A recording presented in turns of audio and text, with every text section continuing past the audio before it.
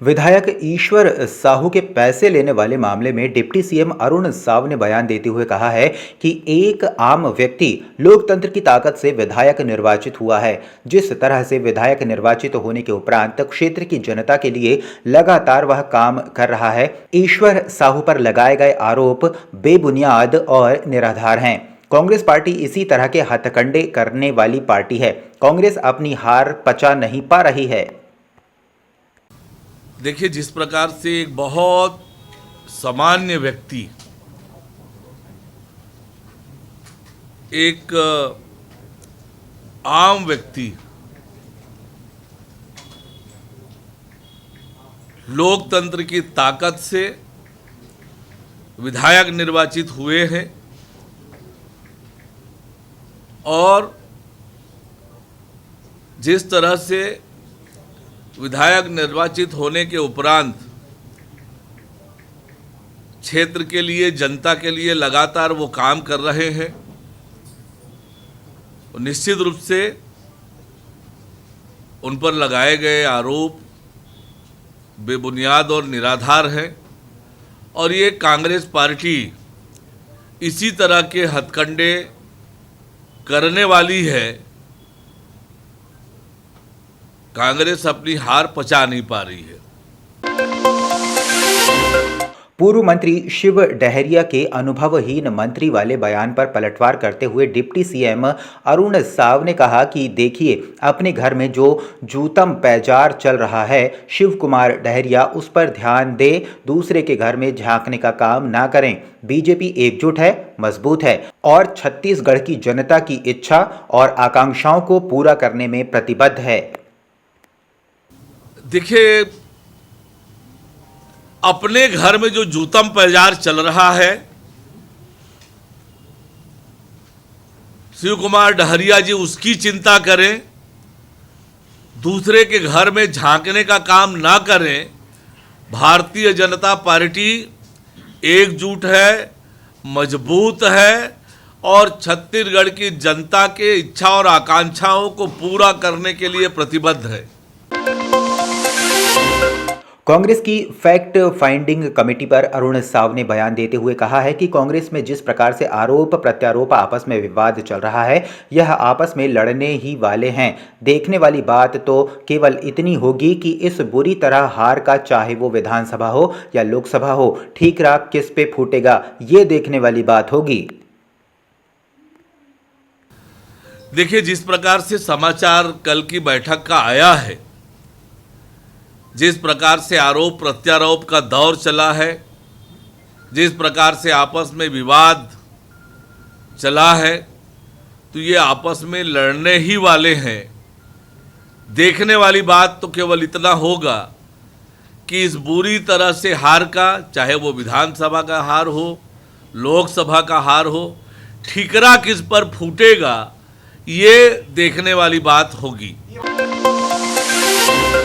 कांग्रेस की हार को लेकर डिप्टी सीएम साव ने बड़ा बयान देते हुए कहा है कि उन्होंने 5 सालों में जो कांग्रेस के कुकर्म रहे हैं और जिस प्रकार की राजनीति कांग्रेस पार्टी करती है, जिस प्रकार से एक परिवार की जागीर जैसे काम करती कांग्रेस पार्टी है, और कांग्रेस ने कभी जनता के लिए, प्रदेश के लिए राजनीति नहीं की, एक परिवार के लिए, अपने परिवार के लिए, खुद के लिए राजनीति करते हैं, तो कांग्रेस से तो जनता दूर जा चुकी है।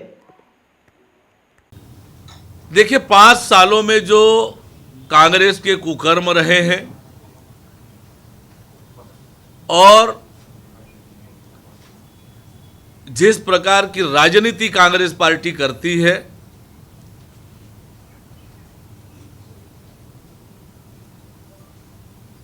जिस प्रकार से एक परिवार की जागीर के जैसे काम करती है कांग्रेस पार्टी,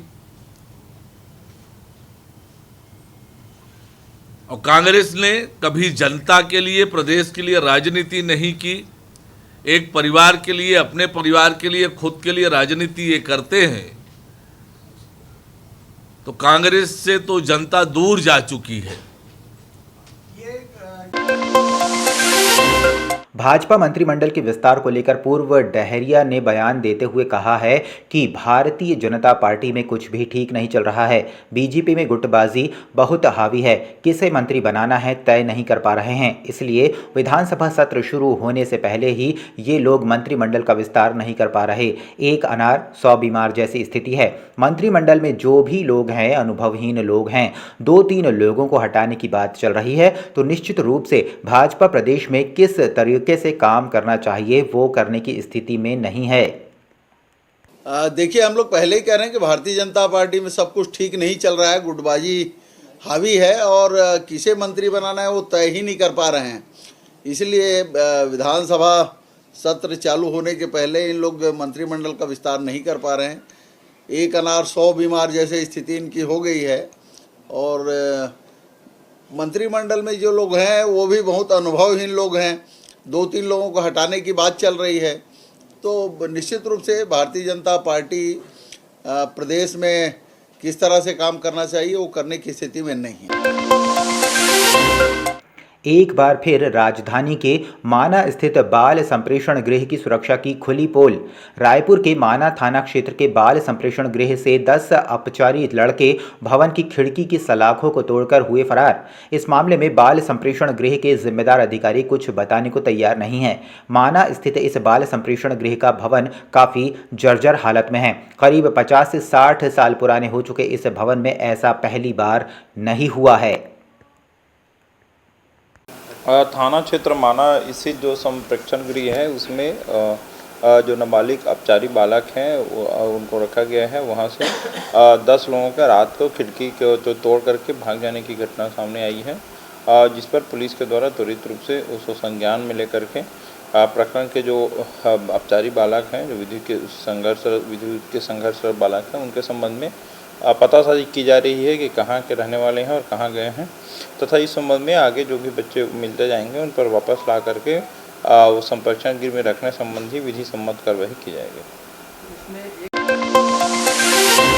मुख्यमंत्री विष्णुदेव साय दिल्ली दौरे से वापस रायपुर लौटे। इस दौरान उन्होंने कहा कि दिल्ली में छत्तीसगढ़ के सभी भाजपा सांसदों की परिचयात्मक बैठक थी, जिसमें मैं और बीजेपी प्रदेश अध्यक्ष और राष्ट्रीय संगठन महामंत्री शिव प्रकाश जी भी उपस्थित रहे।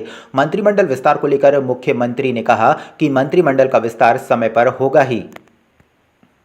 कल हमारे छत्तीसगढ़ के भारतीय जनता पार्टी के सभी सम्मानित सांसदों के साथ बैठक था और ये बैठक परिचयात्मक था